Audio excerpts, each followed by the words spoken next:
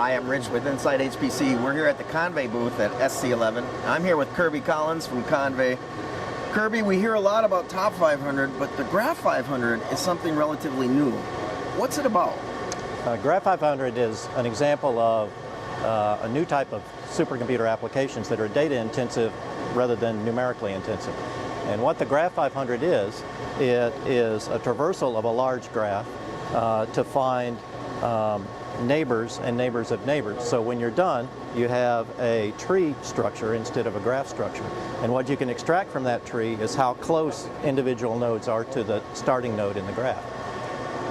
So how do you benchmark that? Is it a matter of how many branches you build, or what are you measuring? Well, in the end, you have to traverse all of the connections between the graph to build the tree.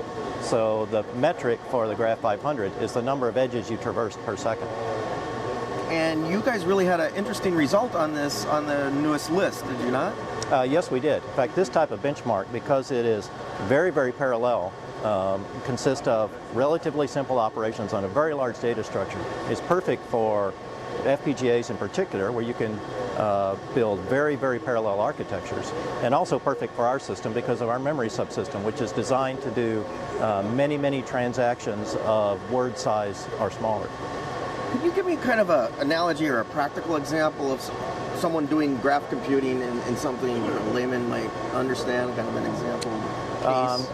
Sure. So one of the examples of graphs and networks is social networking, where you want to find relationships between people and how people are connected to other people. So traversing graphs, which represent the connections between people, allow you to develop metrics of how connected people are, how many people they're connected to, and the structure of a particular social network or other type of network.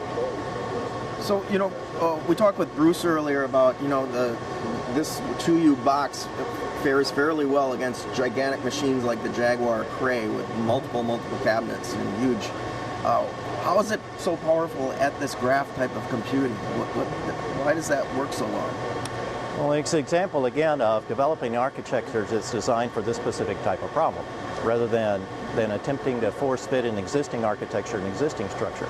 Graphs in particular exhibit properties where the connections between points are arbitrary and random. So there's not a lot of structure to the data, and it doesn't fit very well on a distributed architecture where you need to take advantage of locality in order to get good performance.